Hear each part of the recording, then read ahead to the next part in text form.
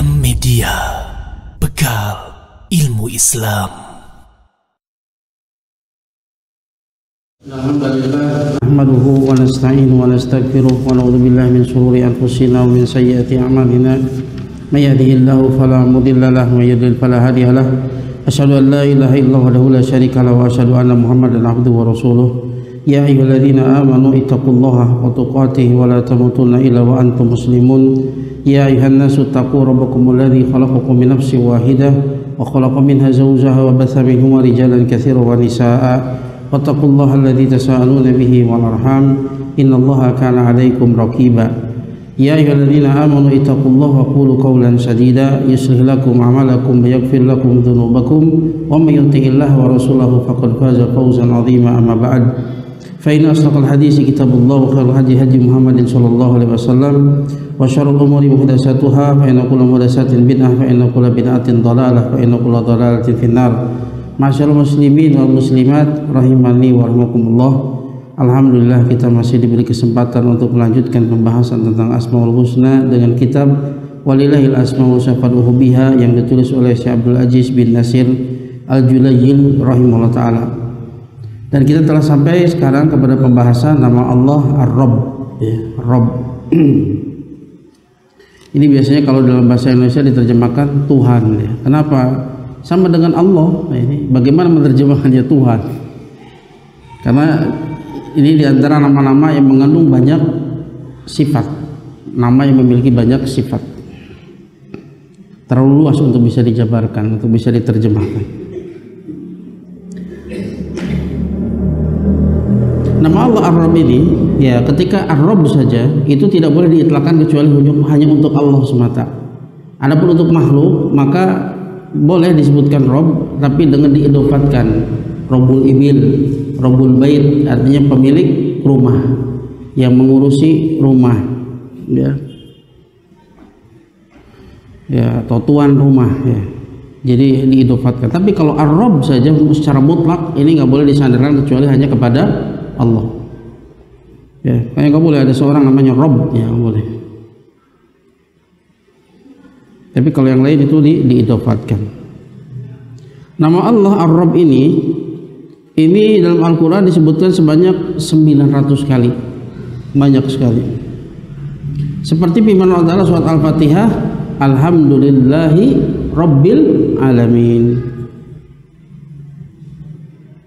Juga firman Allah Ta'ala surat Al-An'am ayat 164, Allah berfirman, Qul aghairallahi abghi rabban wa huwa rabbu kulli syai'. Apakah aku akan mencari Rabb selain Allah padahal dia adalah Rabb segala sesuatu. Juga disebutkan dalam surat Hud ayat 66, Inna rabbaka huwal qawiyyul aziz. Sesungguhnya Rabbmu dia adalah yang maha kuat lagi maha perkasa. Dan banyak lagi, ya, ini dalil-dalilnya sangat banyak, ya. Disebutkan 900 kali di dalam Al-Quran. Kemudian apa makna Rabb, ya? Disebutkan Al-Imam Ibnu Qayyim, kata Al-Imam Ibnu Qayyim di dalam Sawa'iqul Mursalah, beliau mengatakan yubayyinu Ibnu Qayyim ta'ala makna qaulihi ta'ala, ketika beliau menafsirkan firman Allah Ta'ala Rabbil Alamin, Rabbil Alamin. Maka beliau mengatakan ucapan Rabbil Alamin, Waalaikumsalam warahmatullahi wabarakatuh, itu maknanya rububiyatu lil alam yatadamman tasrifahu fihi. Rabbul Alamin, Rabb semesta alam, ini menunjukkan rububiyah Allah Ta'ala atas sekalian alam, yang mengandung apa? Tasrifuhu fihi, kekuasaan Allah di atas alam tersebut, ya. Tadbirahu lahu, tasrifahu fihi, tadbirahu lahu, pengaturan Allah atas seluruh alam. Allah yang menguasainya, Allah yang mengaturnya. Wa nafadha amrihi kulla waqtin fih, dan perintahnya itu berlaku, ya, berlaku terjadi, ya, setiap waktunya di alam semesta tersebut. Wa kaunahu ma'ahu kulla sa'atin fi sya'nin, dan keberadaan Allah bersamanya di setiap saat dan di setiap keadaannya. Ya, Allah bersama dengan seluruh alam itu dengan pengawasannya, penglihatannya, pendengarannya, ilmunya. Yakhluqu wa yarzuq, dia menciptakan dan memberi rezeki. Wa yumitu wa yuhyi, mematikan dan menghidupkan. Wa yuhfid wa yarfa, dia yang merendahkan dan dia pula yang meninggikan. Wa yu'ti wa yamna, dia yang memberi dan dia yang menahan. Yu'izu wa yudil, dia yang memuliakan dan dia pula yang menghinakan. Yusriful umur bimasyiatihi wa iradatihi, dan dia berkuasa untuk mengatur seluruh urusan dengan kehendaknya, sesuai dengan kehendaknya. Wa inkaru dzalika inkarul lirububiyyatihi wa ilahiyatihi wa mulkihi, maka mengingkari semua itu adalah merupakan pengingkaran terhadap rububiyahnya sekaligus pengingkaran terhadap uluhiyahnya, keberhakan dia untuk disembah, sekaligus pengingkaran terhadap kekuasaannya. Kemudian berbicara juga Al-Imam Ibnu Qayyim wa ta'ala, amma yushahiduhul abdu min ismihi subhanah Rabbil alamin. Ibnu Qayyim juga berkata ketika mengatakan apa yang disaksikan oleh seorang hamba dari namanya Rabbil alamin, apa yang disaksikan hamba atas nama tersebut, maka dia mengatakan wa yushahidu min dzikrismi Rabbil alamin, maka hamba tersebut menyaksikan dari penyebutan nama Allah Rabbil alamin. Ketika disebutkan Rabbil alamin, Rabb semesta alam, maka apa yang dia saksikan? Qayyuman qama bi nafsihi, qayyum, dia maha berdiri sendiri. Qama bi nafsihi, dia berdiri sendiri, enggak butuh kepada yang lainnya. Wa qama bihi kullu syai', dan karena dia pula segala sesuatu itu menjadi tegak, menjadi ada, karena dia mengurusi segala sesuatu. Fa huwa qaimun ala kulli nafsin bi khairiha wa syarriha, dia yang menegakkan atas setiap jiwa kebaikannya dan keburukannya. Wa qad istawa ala arsyihi, dia beristiwa di atas arasnya. Wa tafarrada bi tadbiri mulkihi, dia esa di dalam mengatur kerajaannya. Enggak ada di kerajaannya ini yang terjadi yang di luar kehendaknya. Semua yang terjadi adalah karena kehendaknya. Dia maha melakukan apapun yang dia inginkan. Fatadbiru kulluhu biyadihi, maka pengaturan seluruhnya itu di tangan Allah Ta'ala. Wal masirul umur kulluha ilaihi, dan segala urusan kembalinya kepadanya seluruhnya. Wa murasimut tadbirati nazilatun min indihi ala aidil malaikatihi, ala aidi malaikatihi bil ata'i wal man'i wal khabdi wal raf'i wal ihya'i wal imatati wat taubati wal azli wal qabdi wal basti wa kashfil qurabati wa ighasatil mahlufina wa ijabatil mudtirin. Maka keputusan pengaturan itu turun dari sisinya kepada tangan-tangan malaikat. Keputusan semuanya di tangan Allah Subhanahu wa taala. Kemudian pengaturan tersebut ya Allah perintahkan kepada malaikat, turun kepada tangan-tangan malaikat ya untuk memberi, menahan, merendahkan, mengangkat, menghidupkan, mematikan, menerima taubat, menyempitkan, meluaskan, menghilangkan kesulitan ya, membantu orang yang sedang berduka cita, dan memberikan ijabah kepada orang yang kesulitan. Keluar. Ya, artinya ini semua pengaturan Allah Subhanahu wa taala. Semua keputusannya di tangan Allah Subhanahu wa taala. Malaikat hanya menjalankan apa yang sudah Allah putuskan. Sebagaimana Allah Ta'ala berfirman dalam surat Ar-Rahman ayat 29, yas'aluhu man fis samawati wal ard kullu yawmin huwa fi sya'nin meminta kepada Allah Ta'ala. Siapa? Man fis samawati wal ard, semua siapapun di langit dan di bumi, semuanya meminta kepada Allah Subhanahu wa Ta'ala. Kulla yaumin huwa fi sya'nin, setiap harinya dia di dalam kesibukan. Bukan berarti Allah merasa berat, merasa capek, sibuk dengan semua urusan itu. Tidak, bagi Allah semuanya adalah mudah. Kenapa disebut sibuk? Kulla yaumin huwa fi sya'nin, karena urusannya begitu banyak. Nggak kebayang banyaknya. Dari alam atas sampai alam bawah, semuanya itu Allah yang mengatur seluruh urusannya dengan detail, dengan detail. Adapun para malaikat menjalankan apa yang telah Allah putuskan. La mani'a lima a'ta wa la mu'tiya lima mana'a. Tidak ada yang bisa menahan apa yang Allah beri, dan tidak ada yang bisa memberi apa yang Allah tahan. La muqibba li hukmihi, tidak ada yang bisa menentang hukumnya. Wala rada li amrihi, tidak ada yang bisa menentang perintahnya. Wala mubaddila li kalimatihi, tidak ada yang bisa mengganti kalimat-kalimatnya. Ta'rujul malaikatu warruhu ilaihi, malaikat dan ar-ruh Jibril itu naik kepadanya. Tu'radul a'mal awalan nahar wa akhirahu, dan amal itu disetorkan, ya, disetorkan, diangkat, diserahkan kepada Allah Ta'ala di awal siang dan di akhirnya, yaitu di waktu subuh dan pada asar. Kalau bisa kita tidak tinggalkan sholat bardaini, sholat dua yang dingin, yaitu sholat subuh dan sholat asar. Itulah disetorkan di amalan kita setiap harinya. Fayuqaddirul maqadira wa yuwaqqitul mawaqit, maka dia mentakdirkan takdir-takdir, dia menentukan waktu-waktu. Summa yasuqul maqadir ila mawaqitiha, kemudian Allah sampaikan takdir tersebut pada waktunya. Ya, pada waktunya terjadilah apa yang sudah Allah takdirkan. Qaiman bitadbiri dzalika kullihi wa hifdhihi wa masalihi, dialah yang menegakkan,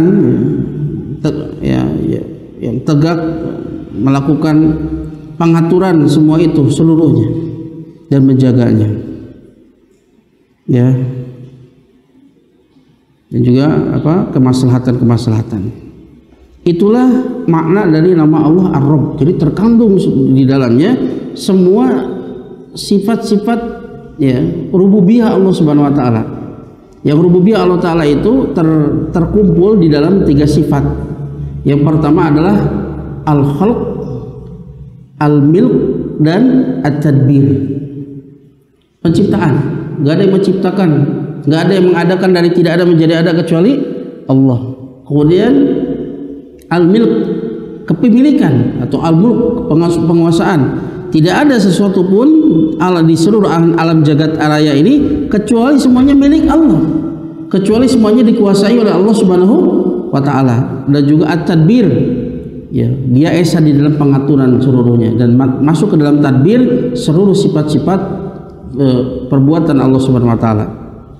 Menghidupkan, mematikan, memberi rezeki, ya, menyempitkan, meluaskan, al-muqaddim wal muakhir, yang mendahulukan, yang mengakhirkan, semuanya itu di bawah pengaturan Allah Subhanahu wa Ta'ala. Itulah rububiyahnya Allah Subhanahu wa Ta'ala. Maka ini nama yang memiliki banyak sifat.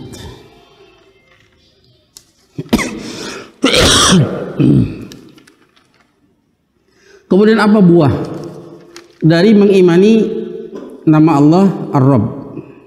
Ya, sebelum ke situ kita bahas dulu bahwa penghambaan, ya, penghambaan ubudiyah makhluk kepada Allah Subhanahu wa Ta'ala, yaitu ada 2 macam. Ada yang umum, ada yang khusus.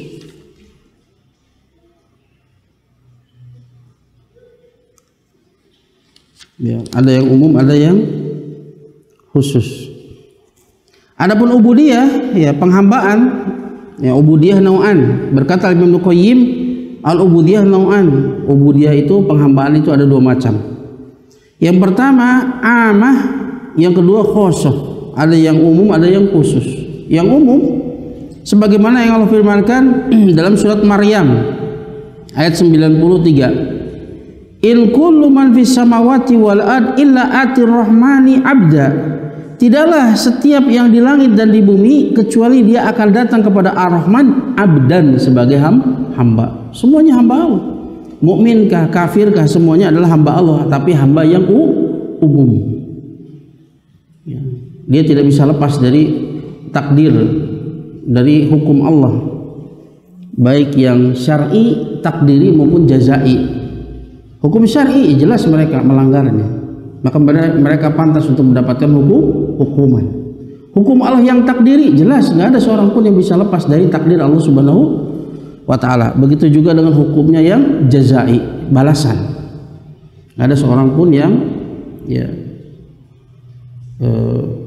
mengatur balasan. Allah semata-mata yang mengatur balasan di dunia maupun di akhirat. Itu hamba yang umum. Adapun hamba yang khusus seperti apa yang Allah sebutkan di dalam surat Az-Zukhruf ayat 68, ya ibadi la khaufun alaikumul yawma wa la antum tahzanun. Wahai hambaku, tidak ada rasa takut bagi kalian pada hari ini. Wa la antum tahzanun, dan kalian pun tidak akan bersedih hati. Kapan ini? Di akhirat.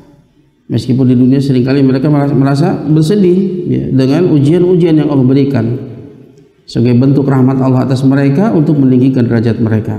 Tapi nanti pada hari kiamat nggak ada rasa takut atas kalian dan kalian tidak akan bersedih hati. Juga apa yang disebutkan dalam surat Al-Furqan ayat 63, wa ibadur rahmanil ladzina yamshuna 'alal ardi hauna wa idza khatabahumul jahiluna qalu salama. Dan hamba-hamba Ar-Rahman, siapa hamba Ar-Rahman? Yaitu orang-orang yang berjalan di atas muka bumi ini dalam keadaan haunan, rendah hati, tidak sombong.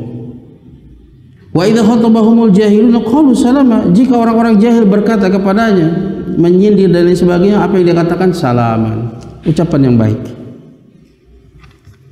Itulah ubudiyah, ada dua macam. Kemudian apa buah dari mengimani nama Allah Ar-Rabb? Buah yang pertama, Inasma Rabb subhanahu wa ma yaltazimu min asma'i was sifat yatadamman ta'rifan nas ghayatahum allati khuliqu min ajliha wa ta'rifuhum ma yanfa'uhum wa ma yadurruhum fayakunu rabbul alamin la yaliqu bihi an yatruka ibadahu suda wa hamalan la ya'rifuhum la yu'arrifuhum bi nafsihi wala bima yanfa'uhum fi ma'asihim wa ma'adihim wa ma yadurruhum fiha fa hadha hadmun li rububiyyati wa nisbatun li rabbi ila ma la yaliq. Buah yang pertama, sesungguhnya nama Allah Ar-Rabb subhanahu wa ta'ala ini mengkonsekuensikan apa yang menjadi konsekuensi dari nama-nama dan sifatnya, yaitu mengandung namanya Rabb itu, maka konsekuensinya apa? Ta'rifun nas ghayatahum. Allah kenalkan kepada manusia goyahnya mereka, tujuan mereka yang mereka diciptakan min ajliha, karenanya.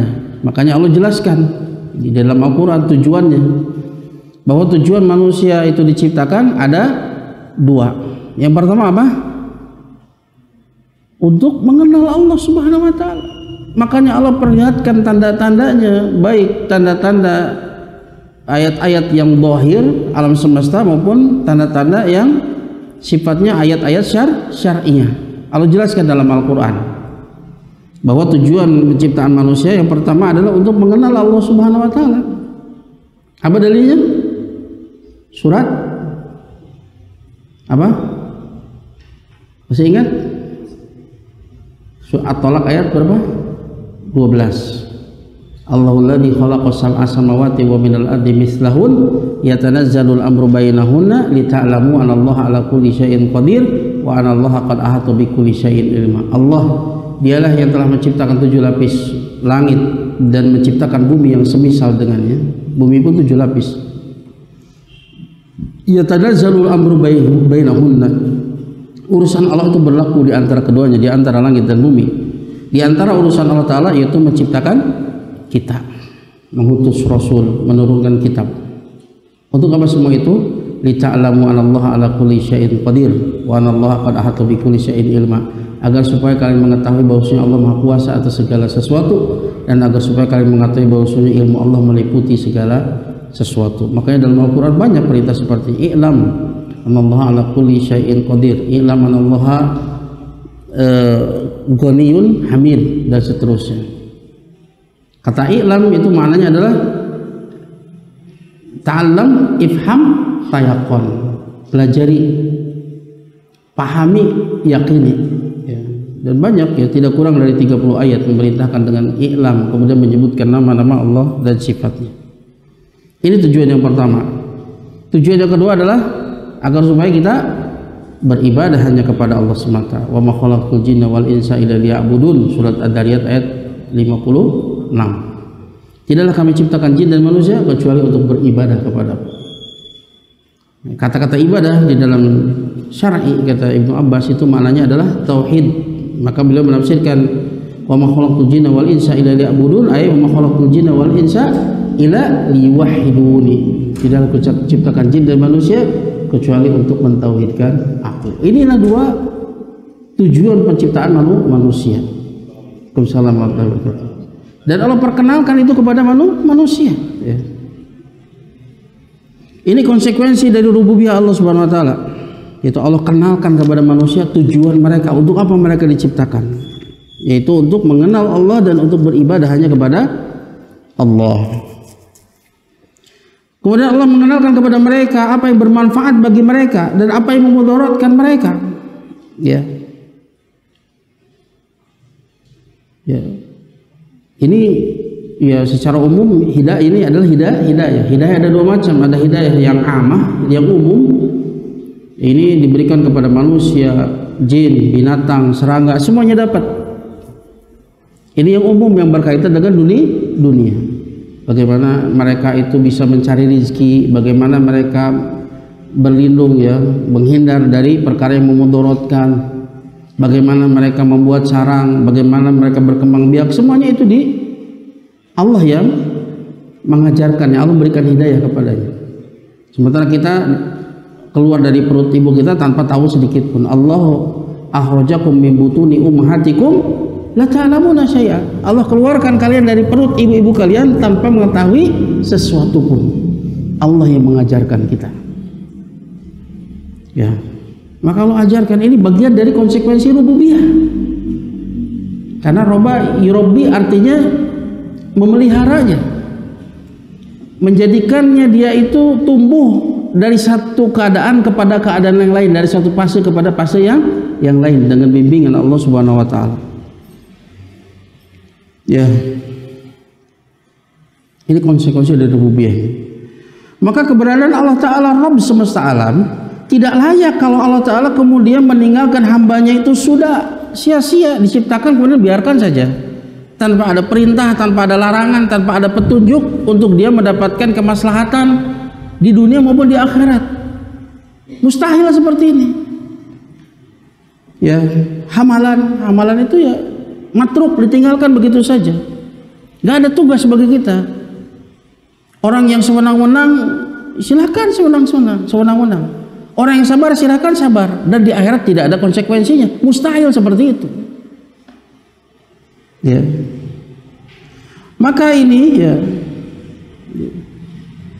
maka Allah Ta'ala ajarkan apa yang manfaat bagi mereka di kehidupan mereka di dunia dan di akhirat, dan apa yang mudaratkan mereka pada dua negeri tersebut. Maka jika seseorang menganggap seperti itu, maka itu hadmun li rububiyah, itu mengurangi hak rububiyah Allah Subhanahu wa taala. Wa nisbatun li rabbi ila mayalik, dan menisbatkan kepada Rabb sesuatu yang tidak layak baginya.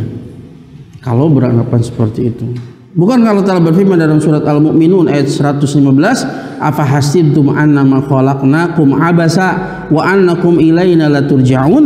Apakah kalian mengira sesungguhnya kami menciptakan kalian itu abas, sia-sia saja, ciptakan sudah, biarkan saja. Gak ada konsekuensinya, gak ada tujuannya, mustahil. Gak ada tujuannya, untuk apa?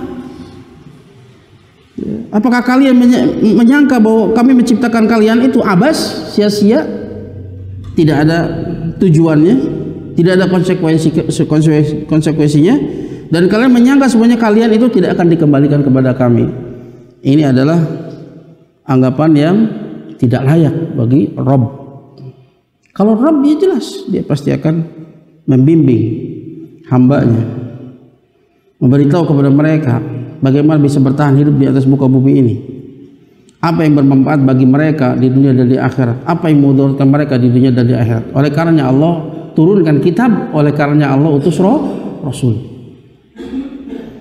Kemudian buah yang kedua, iqrar rububiyatillahi azza wajal taqtadi wa yastaljim tauhidallahi azza wajal wa ibadatahu la syarikalah. إذ أنا الخالق لهذا الكون وما فيه والمتصرف فيه بالإحياء والإماتة والخلق والرزق والتدبير هو المستحق للعبادة وحده.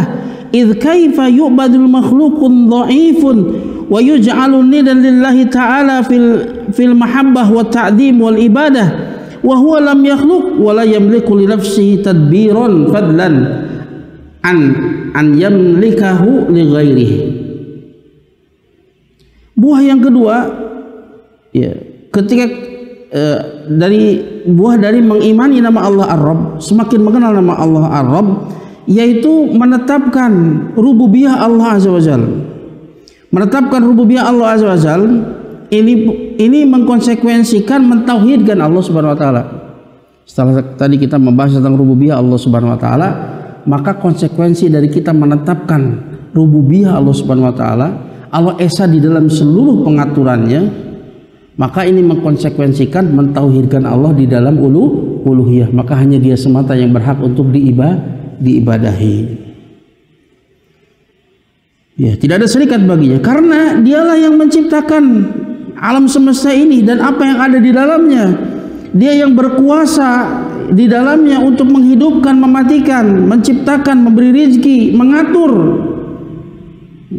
Dialah yang berhak untuk diibadahi semata. Karena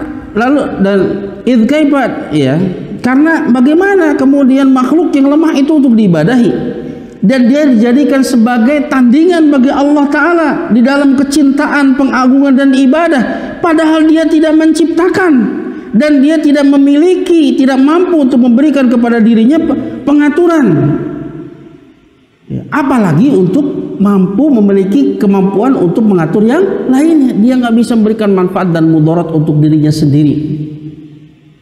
Lalu bagaimana kemudian dia bisa memberikan manfaat dan mudarat kepada yang lain? Tidak terjadi kecuali sebatas apa yang Allah kehendaki. Gak ada yang bisa memberikan manfaat dan mudarat dengan sendiri, nggak ada, kecuali Allah Subhanahu wa taala. Lalu bagaimana kemudian makhluk dijadikan sebagai sesembahan, sebagai tandingan bagi Allah Subhanahu wa taala?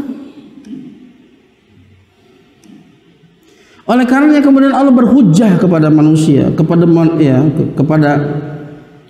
kita, ya, berhujjah dengannya, yaitu berhujjah dengan rububiyah untuk menetapkan uluhiyah.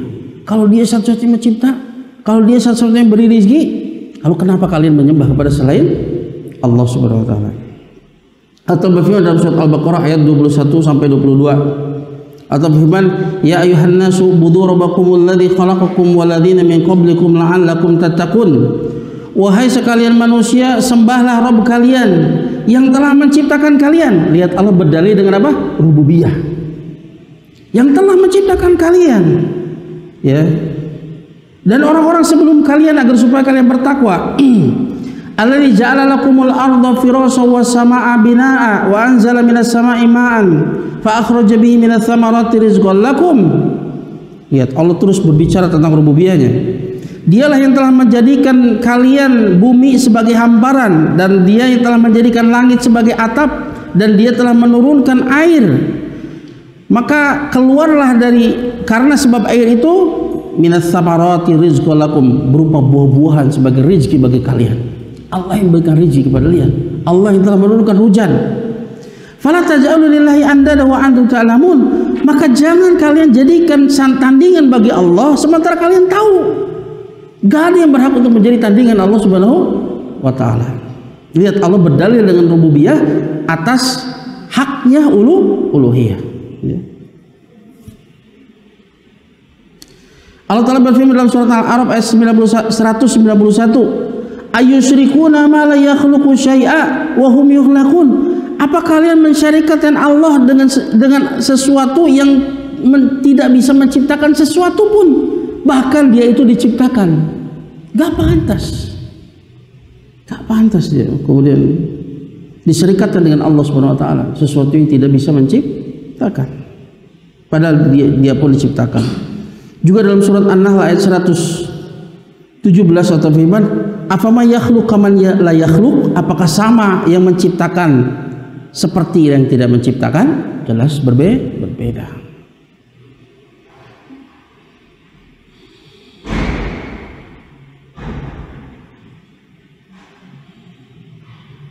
Itu buah yang pertama. Yang kedua ya, buah yang kedua.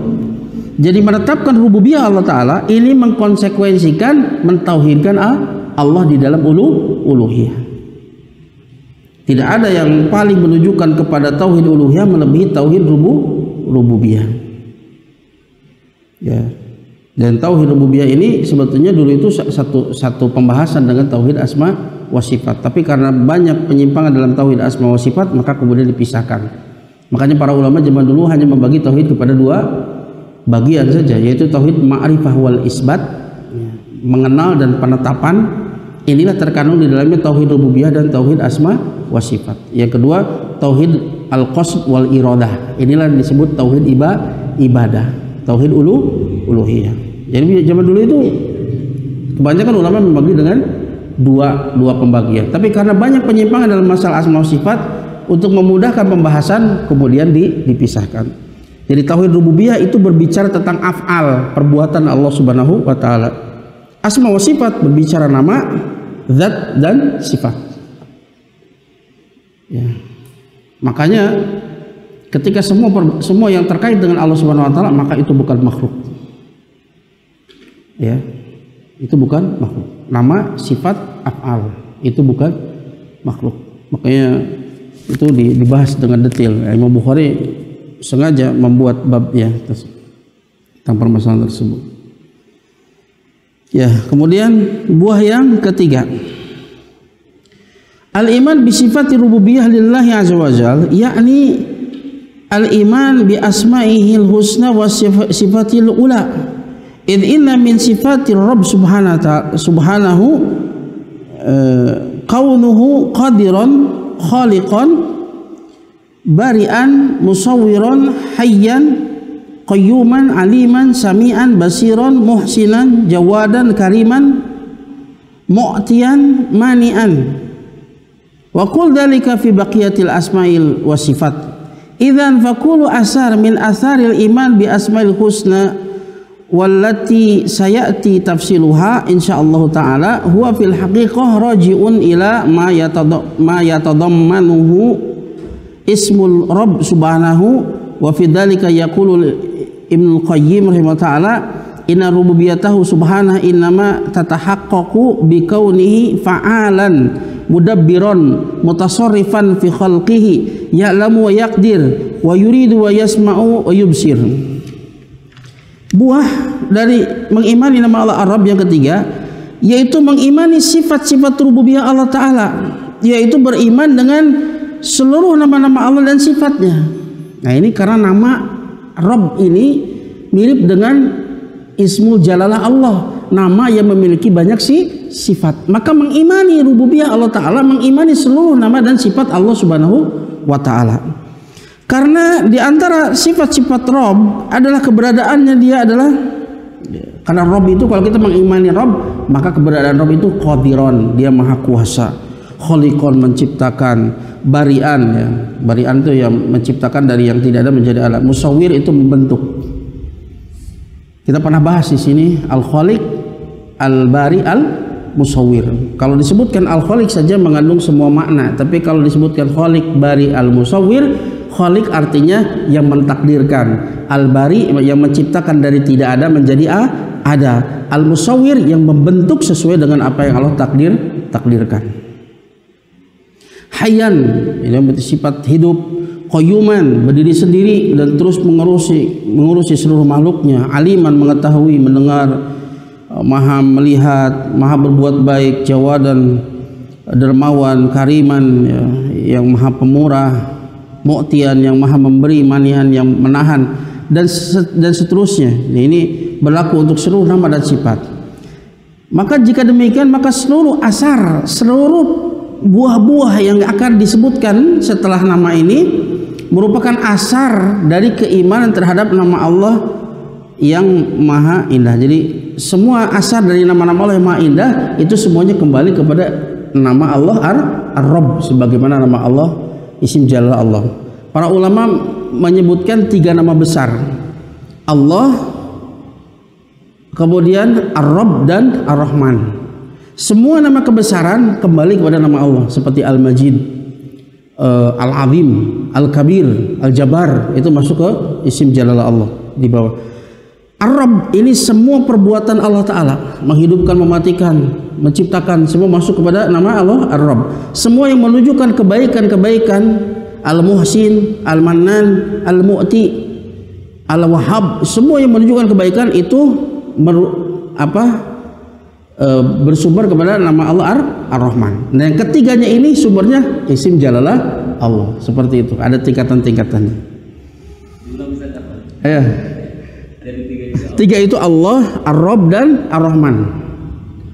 Allah, Ar-Rabb, Ar-Rahman. Ini 3 nama besar.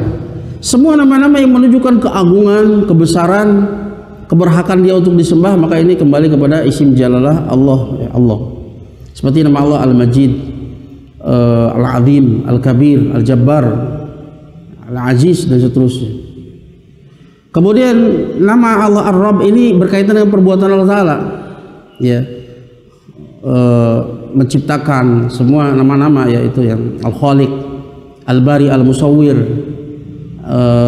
kemudian Al-Mu'ti, Al-Wahhab, itu nanti masuk ke Ar-Rahman, ya, masuk ke Ar-Rahman. Seperti buat Allah Al-Qabid, Al-Basit, Al-Muqaddim, Wal-Muakhir, yang mendahulukan, yang mengakhirkan, itu semuanya masuk ke Ar-Rabb. Semua yang berkaitan dengan kebaikan-kebaikan, ya, di bawah nama Allah Ar-Rahman, seperti Al-Mu'ti, Al-Manan, Al-Wahhab, Al-Karim, nah, semuanya. Nah,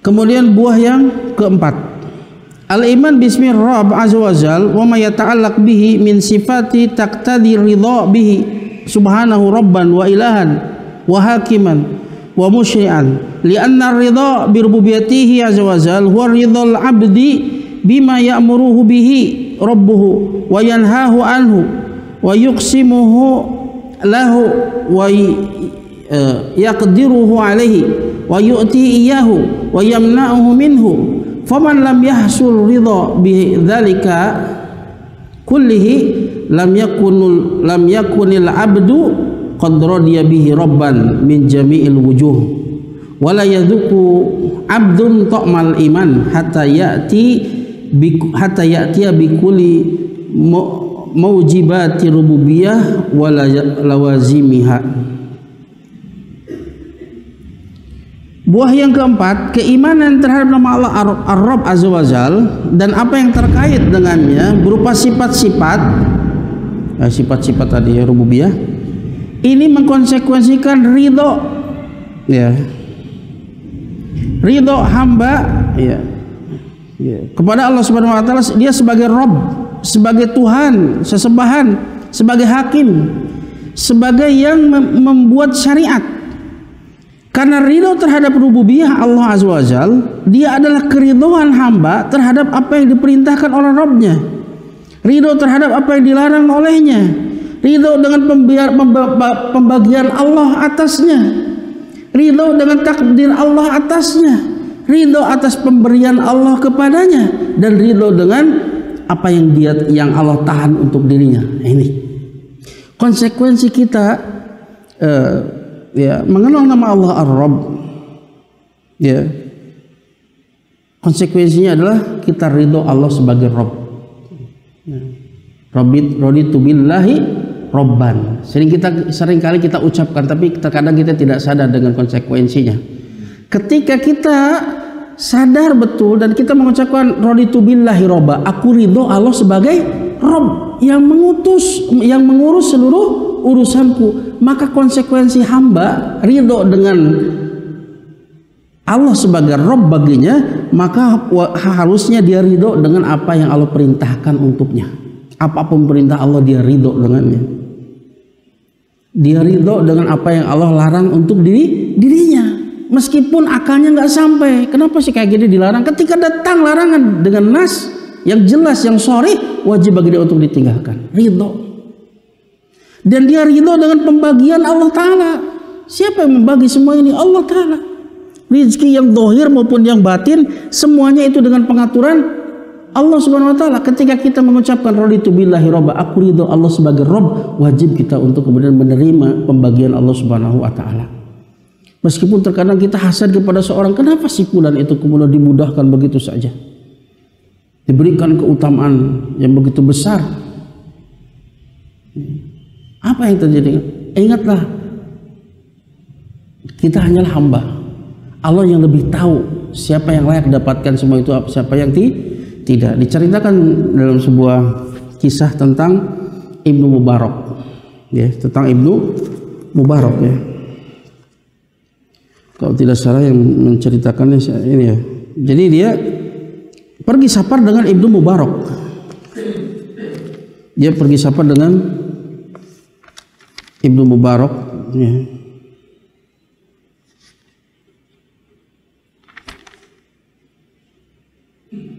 Nah, ya. Al-Qasim bin Muhammad. Kata Al-Qasim bin Muhammad, kami dalam sebuah perjalanan bersama Ibnu Mubarak. Dan aku, ya, banyak terlintas dalam benakku. Aku katakan pada diriku, karena sebab apa sih kemudian dia dimuliakan sehingga dia termasyhur? Ibnu Mubarak itu termasyhur. Karena apa sih dia dimuliakan? Padahal jika dia sholat, kami pun sholat. Jika dia saum, kami pun saum. Jika dia berhaji, kami pun berhaji. Ketika dia pergi berperang, kami pun berperang. Tapi atas sebab apa kemudian Allah memuliakan dia sehingga terkenal, masyhur? Ya. Kemudian tibalah pada saat ketika dia makan malam di satu rumah. Dia diberikan hidangan di satu rumah. Ketika sedang makan malam, lampunya itu padam. Maka salah seorang dari mereka itu memperbaikinya, dibawa keluar, kemudian berusaha untuk menyalakan lampunya. Ketika itu gelap kan, gelap lama. Setelah orang tersebut sudah menyalakannya, masuklah dia ke dalam rumah tersebut. Dan ketika itu aku melihat wajah Ibnu Mubarak, lihyahnya itu apa? Jenggotnya itu basah oleh air mata. Akhirnya dia berpikir, kiranya ini yang membuat dia kemudian diutamakan atas kami karena rasa takutnya dia kepada Allah Subhanahu wa Ta'ala. Kiranya tatkala gelap itu, apa yang dia ingat? Dia mengingat hari kiamat. Takut dia kepada Allah Subhanahu wa Ta'ala. Dan air mata yang seperti ini Allah janjikan naungan ketika yauma la dhilla illa dhilluh, hari di mana tidak ada naungan kecuali naungan Allah Subhanahu wa Ta'ala. Di antara siapa? Rajulun fafadat ainah, rajulun dzakarallahu khaliyan fafadat ainah. Seorang laki-laki ketika dia sendirian mengingat Allah, kemudian berlinang air matanya, takut kepada Allah Subhanahu wa Ta'ala. Ibnu Mubarak gak ada orang ngelihat, nangis dia, ya.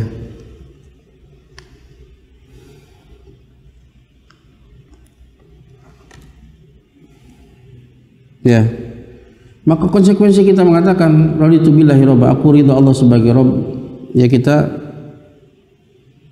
menerima apapun yang Allah perintahkan, apa yang Allah larang, apa yang Allah bagi untuk kita, apa yang Allah takdirkan untuk kita, apa yang Allah beri kepada kita, dan apa yang tidak Allah berikan kepada kita.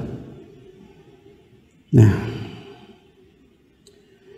ya, barang siapa yang tidak diraih ridho seperti hal tersebut, ya seluruhnya, maka hamba tersebut belumlah dia ridho menjadikan Allah sebagai Rabb di seluruh sisinya, dan dia tidak akan merasakan lezatnya iman sampai dia mendatangkan setiap perkara yang menjadi konsekuensi dari rububiyah dan konsekuensinya, yaitu ucapan raditu billahi robba, aku ridho Allah sebagai Rob. Ada konsekuensinya ini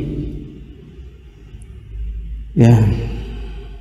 Dan inilah makna sabda Rasulullah SAW, hadis diriwayatkan Muslim, juga diriwayatkan oleh Ahmad. Rasul bersabda, "Dzaqa ta'mal iman man radiya billahi rabban wa bil islami dinan wa bi Muhammadin sallallahu alaihi wasallam rasulan."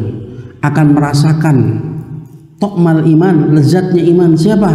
Orang yang ridho Allah sebagai Rabb, dan dia ridho Islam sebagai agamanya, dan dia ridho Rasulullah SAW sebagai nabinya. Konsekuensi kita ridho Allah sebagai Rabb kita menerima apapun yang diperintahkannya, apa yang dilarangnya, apa yang dibaginya untuk kita, apa yang Allah takdirkan untuk kita.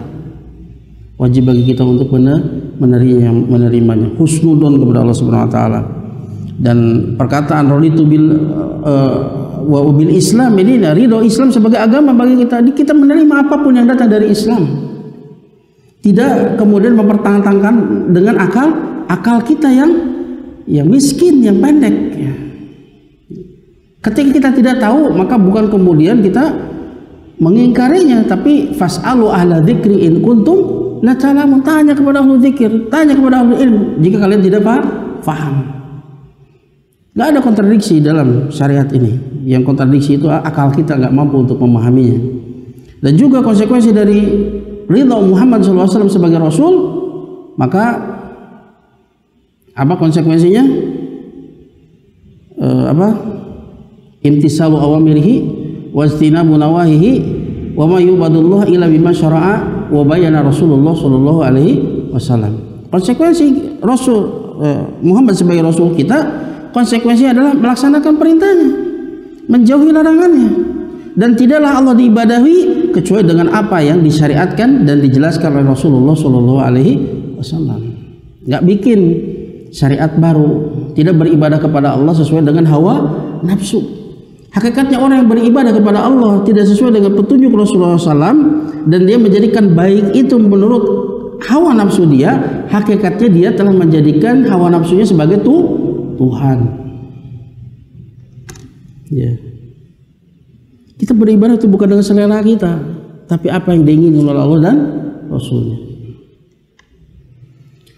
Kemudian ya, mata dzaqal abdu ta'mal iman fala tus'alu an sa'adatihi wa unsihi wa tuma'ninatihi wa thabatihi walawih taw syat'ul balaya war razaya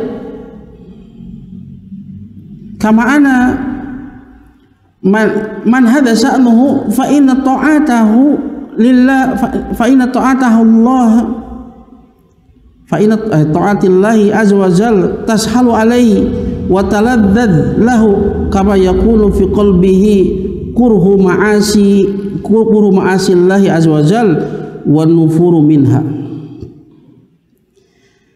Tatkala ya hamba itu merasakan lezatnya iman, maka jangan engkau tanya tentang kebahagiaan dia. Kau usah antum tanya tentang bahagianya orang tersebut kalau sudah merasakan lezatnya iman. Jangan tanya bagaimana kedekatan dia dengan Allah Ta'ala, bahagianya dia untuk taqarrub kepada Allah Ta'ala, dan jangan engkau tanya tentang tumaninahnya orang tadi dan sabatnya dia, kokohnya di atas agamanya. Seandainya yang menggoncangnya berupa balaya, ya, ujian-ujian, ya, maka itu dia tetap dalam keadaan sabat tumaninah. Sebagaimana orang yang keadaan seperti ini, maka sesungguhnya ketaatan dia kepada Allah itu mudah baginya. Wa taladzud lahu, bahkan dia menikmati ibadahnya. Orang yang sudah merasakan lezatnya iman, ya, maka ketaatan dia kepada Allah itu mudah baginya. Ya, sesuatu yang mudah baginya, bahkan dia merasakan lezat dengannya. Sebagaimana apa yang ada di dalam hatinya berupa kebencian terhadap maksiat kepada Allah Ta'ala dan lari dari kemaksiatan tersebut. lari dari kemaksiatan tersebut. Itu buahnya. Kalau orang sudah merasakan lezatnya iman, ketaatan kepadanya adalah sesuatu yang mudah, bahkan dia merasa lezat dengannya. Ya, dan dia akan merasakan benci terhadap maksiat kepada Allah, dan dia akan berusaha lari darinya.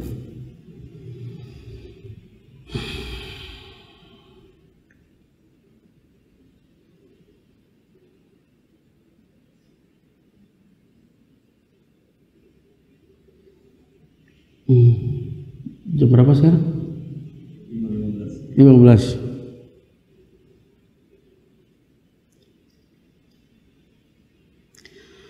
Buah yang kelima. Lima kana min ma'ani Rabb annahu alladhi yurabbi ibadahu wa yanqiluhum min tuwarin ila tuwarin wa yun'imu alaihim bima yuqimu hayatihim wa ma'ashihim wa huwa alladhi ahsana khalqahum wa a'ta kulla shay'in khalqahu thumma hada fa inna hadhihi al-ma'ani min sya'niha an turitha fi qalbil 'abdi al-mahabbata al-'azimata li rabbih subhanahu wa hubba ma yuhibbuhu wa man yuhibbuhu wa bughdha ma yubghiduhu wa man yubghiduhu wal musyara'ata fi mardatihi wa ta'dhimahu wa ijlalahu wa syukrahu wa hamdahu alhamdulillahi bi jalalihi wa 'azamatihi wa sultanihi wa in'amihi. Dikarenakan di antara makna nama Allah Ar-Rabb bahwasanya dialah yang memelihara hambanya dan memindahkan mereka dari satu fase ke fase yang lain dan memberikan nikmat-nikmat atas mereka pada perkara yang membuat tegaknya kehidupan mereka. Allah sediakan segalanya. Allah sediakan segalanya dan Allah berikan setiap saatnya. Dan tidak ada yang dan Allah tidak pernah bosan untuk memberi kepada kita di setiap detiknya, meskipun seringkali kita maksiat kepadanya. Allah terus beri. Dan dialah yang telah berbakti, ya, ahsana khalaqahum, Allah telah memperbagus penciptaan mereka, dan Allah telah memberikan kepada segala sesuatu khalqahu, bentuknya yang berbeda-beda. Makhluk yang ada di lautan berbeda dengan yang di daratan. Makhluk yang bisa terbang itu berbeda lagi. Serangga beda lagi bentuknya. Tsumma hada, kemudian Allah memberikan petunjuk kepadanya bagaimana menggunakan semuanya itu yang Allah berikan kepada mereka. Di antaranya ada yang Allah utamakan dengan berbagai hal. Di laut tentunya mereka bisa berenang dengan cepat, bisa manuver dengan hebat, dan Allah yang menciptakan semua bentuknya itu, dan dia tahu bagaimana cara menggunakannya. Burung bisa terbang, apa yang dia lakukan, penglihatannya tertajam dan sebagainya, itu semuanya adalah Allah yang menciptakan, dan Allah telah memberikan petunjuk kepadanya. Bagaimana kelelawar dia bisa terbang di kegelapan malam tanpa menabrak sesuatu pun. Bagaimana dia bisa kemudian menggunakan suaranya yang ultrasonik, dan dia menggunakan ladarnya untuk menerima sinyal yang dipantulkan agar supaya dia mengetahui objek-objek yang ada di depannya. Siapa yang mengajarkan semua itu? Siapa yang mengajarkan lebah kemudian dia bisa terbang jauh mencari makanan dan dia tidak pernah tersesat? Navigasi yang luar biasa. Allah yang telah alladzi a'ta khalqahu tsumma hada, Allah yang memberikan bentuknya yang berbeda dengan yang lainnya, dan Allah pun memberikan petunjuk bagaimana menggunakan semuanya itu. Nikmat yang sangat besar. Ya, bagaimana manusia itu diberikan bentuk yang paling sempurna dan Allah berikan petunjuk bagaimana menggunakannya. Maka mana-mana ini, ya, pada keadaannya ini akan mewariskan dalam hati seorang hamba kecintaan yang teramat besar kepada Rabbnya Subhanahu wa taala, dan mencintai apa yang dicintainya, dan mencintai siapapun yang dia cintai.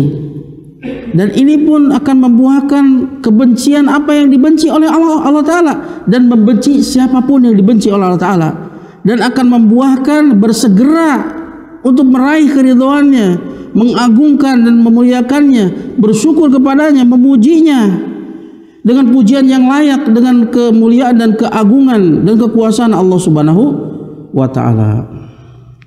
Rabb, ya, insyaallah, ya. Kepantas. Alhamdulillahi Rabbil Alamin. Segala puji milik Allah. Siapa? Karena dia Rabb semesta alam, yang mengurus semua alam. Ya. Masih kuat ini, masih banyak ini. Masya Allah. Apa? Edisi kedua aja. Nah, biar nggak terlalu molak ya. Jadi baru yang berapa? Kelima ya? Ya. Ya, mungkin nanti pertemuan berikutnya kita bahas beberapa buahnya lagi ya, sebelum nanti kita membahas nama Allah yang lainnya. Ya, sampai di sini. Barangkali ada pertanyaan, silakan sebelum ditutup.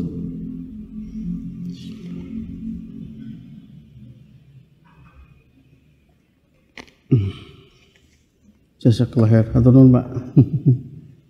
Ya, ada pertanyaan?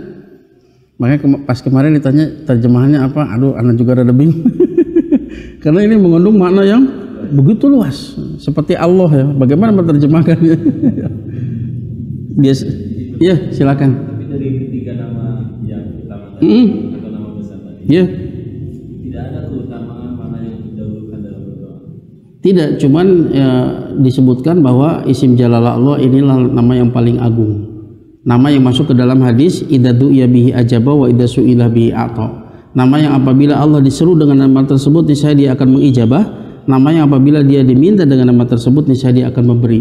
Makanya banyak doa-doa yang diajarkan Rasulullah SAW dengan lafaz Allahumma. Ini rahasianya. Itu rahasianya Allahumma. Syekh Said Al-Wahhab Al-Qahtani kalau nggak salah ya, dalam bukunya tentang Asmaul Husna juga, beliau menyebutkan ketika menafsirkan Allahumma ya, asalnya ya Allah kan, ya Allah, kemudian Allahumma, kata beliau mimnya itu kan itu Allah ditambah mim saja kan, Allahumma jadi huruf nidanya dibuang, kemudian di sana ditambahkan mim, dan mim itu menjamak seluruh nama-nama Allah yang lainnya. Jadi tatkala meminta Allahumma, seolah-olah kita bertawasul dengan seluruh nama-nama Allah Subhanahu wa taala. Itu di antara penafsiran beliau. Tapi yang jelas Allahumma itu maknanya ya Allah. Jadi kalau kita nggak tahu ini kita tawasul dengan nama apa ya ini sesuai dengan permintaan kita, maka kita gunakan Allahumma. Dan boleh kita menyertakan beberapa nama ya. Allahumma ya Ghafur, ya Ghaffar, ya Ghafir, ya Afu, ighfir lana. Boleh kita sebut-sebut. Nah itu lebih mengena ya ketika kita berdoa dengan seperti itu. Kita sanjung dulu Allah. Kita sebutkan nama-namanya yang maha indah. Kemudian kita minta ighfir lana ya Rabb, ighfir lana. Termasuk dengan ya Rabb ya. Makanya Rabbi ighfirli wali walidayya itu boleh juga, karena makanya sebagian ulama ada yang menyebutkan bahwa nama Allah Ar-Rabb dengan Allah itu disebut idaftaraqa ijtama'a, idajtama'a iftaraqa.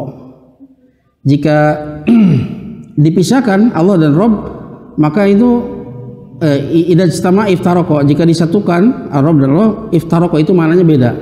Kalau Allah itu mengandung makna uluhiyah, Rabb mengandung makna rububiyah. Tapi idaftaraqa jika berpisah disebutkan Allah saja mengandung makna Rabb. Jika disebutkan Rabb saja maka mengandung nama Allah ya. Jazakallahu khair. Ini nama yang besar. Allah Rabb itu nama yang besar.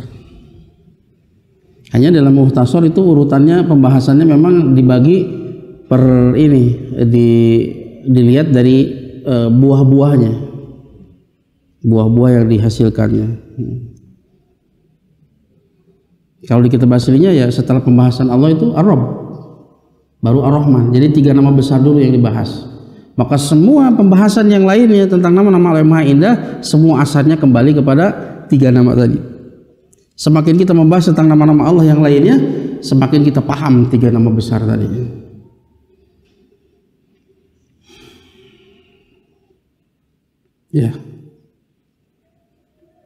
Ya, itu ya. Nah. Ada lagi pertanyaan?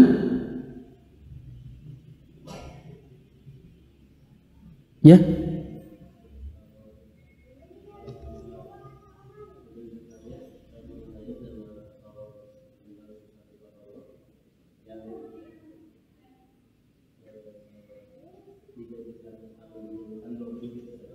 Gimana? Gak kedengaran?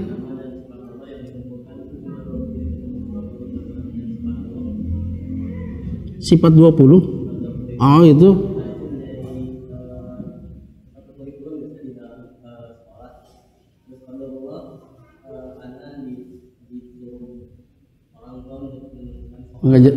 Mengajarkan itu.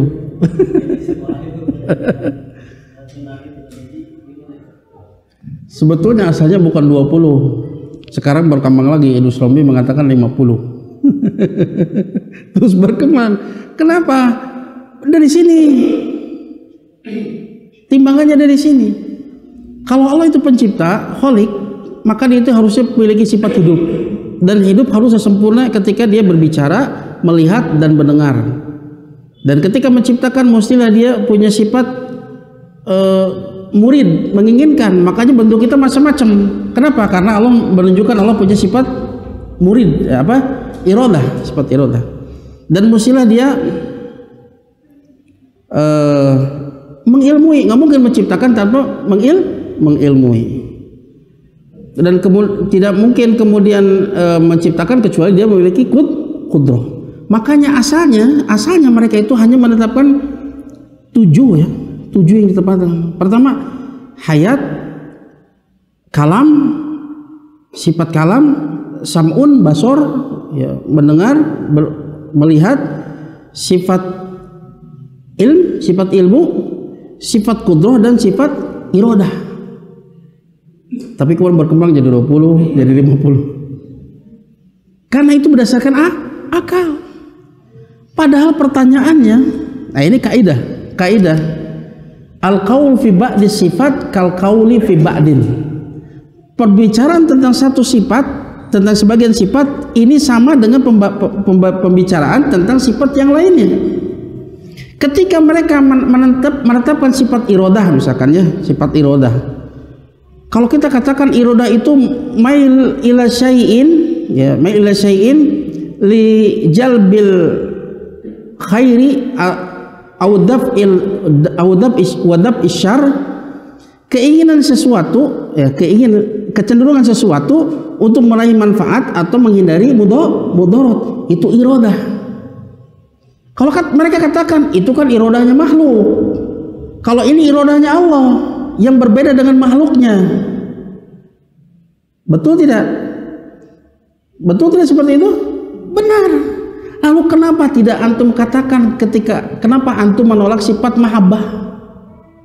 Kenapa antum tolak sifat ghadab? Karena ghadab kata mereka ghilyanud-dam li talabil intiqam, mendidihnya hati untuk menuntut balas. Kata dia itu untuk makhluk. Ya. Kenapa tidak dilakukan seperti itu? Itu ghadabnya untuk makhluk. Adapun untuk Allah, laisa kamitslihi syai'. Apa bedanya antara iradah dengan ghadab? Apa bedanya iradah dengan mahabbah? Kenapa sifat yang lain antum tolak tapi iradah antum tetapkan? Apa bedanya? Mana dalilnya membedakannya? Kenapa antum tidak katakan iya itu ghadabnya untuk makhluk, tapi ghadabnya untuk Allah ini berbeda? Makanya kaidahnya al-ittifaqu fil asma la yalzamu al-ittifaq fil haqiqah. Kesamaan nama tidak menunjukkan kesamaan secara hakikat. Ya. Termasuk sifat yang lain, sifat ilmu. Manusia pun punya ilmu. Kalau antum menetapkan ilmu, ya, tapi kenapa antum tolak sifat-sifat yang lainnya? Kenapa antum tetapkan yang 7 ini, tapi kalian tolak sifat yang lainnya? Padahal semua sama saja. Makhluk pun ada sifat ilmu, makhluk ada melihat dan mendengar. Tapi mereka katakan kalau yang 7 ini khusus untuk Allah, berbeda dengan makhluknya. Kenapa tidak antum berlakukan kepada sifat-sifat yang lainnya? Ini menunjukkan kaidah manhaj yang mencelak, gak jelas.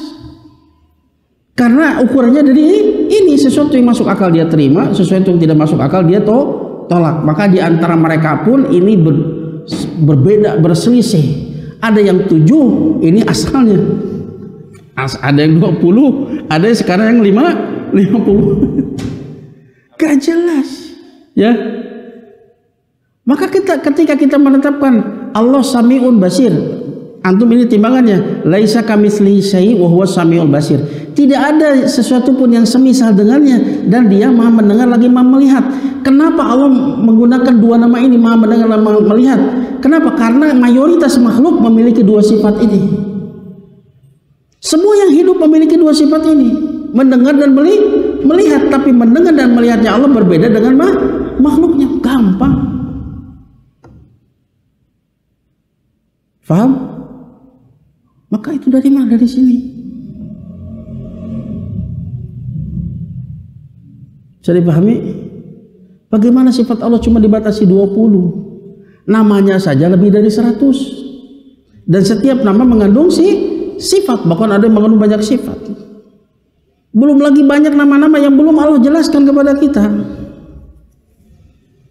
Ya, termasuk ketika Rasulullah SAW berdoa, la usni sana'an alaika anta kama asnaita ala nafsik. Aku tidak bisa menghitung pujian atas dirimu. Dan memuji Allah itu dengan menyebutkan nama Rasul, nggak bisa.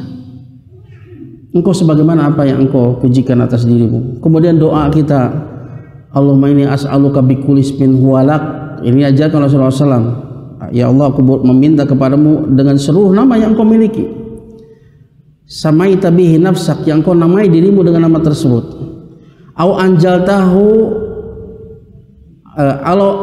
anjaltahu fi kitabik, atau engkau turunkan di dalam kitabmu. Au alamtahu ahadan min khalqik, atau yang engkau ajarkan kepada seseorang dari makhlukmu.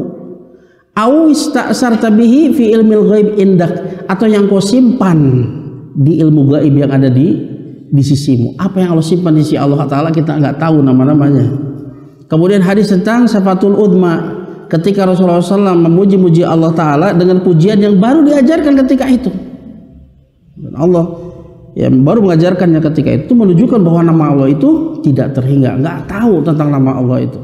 Adapun pembatasan hadis yang mengatakan innalillahi tis'atan wa tis'ina isman man ahsaha dakhalal jannah. Barang siapa yang sesungguhnya Allah memiliki 99 nama, barang siapa yang mengihsa itu artinya menghafalnya, memahami maknanya, kemudian berdoa dengan nama-nama tersebut, doa masalah maupun doa ibadah, Allah janjikan surga. Itu tidak membatasi bahwa nama Allah itu 99. Tapi seolah Allah berkata seperti ini, cukup 99 antum masuk surga. Seperti halnya orang mengatakan aku punya 5.000 untuk bersedekah. Bukan berarti uang saya seluruhnya cuma 5.000, tapi ini saya 5.000 yang saya peruntukkan untuk sedekah. Tapi nama Allah itu tidak yang tahu. Wallahu ta'ala a'lam banyaknya. Makanya para ulama beristihad mengumpulkan nama-nama Allah Ta'ala. Ada yang mengumpulkan sampai 300. Ya, dalam kitab ini dibahas sekitar 102 ya, 102 atau 101 nama. Dalam Fiqhul Asmaul Husna itu 102 kalau nggak salah.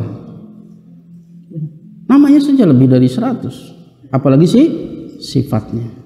Dan sifat itu tidak semua sifat menunjukkan nama, maka pembahasan sifat itu jauh lebih luas. Nggak semua sifat itu jadi nama, tapi semua nama pasti mengkonsekuensikan sifat. Maka itu adalah perkara yang batil. Sebisa mungkin antum menghindarinya. Karena itu khawatir jadi jariah antum. Kalau anak-anak itu hati-hati ya. Bisa jadi dosa jariah. Kalau antum tidak menjelaskan kebatilannya. Bisa jadi dia meyakini dan diajarkan nanti kepada yang lainnya. Hati-hati itu. Ya. Nah, ada lagi pertanyaan?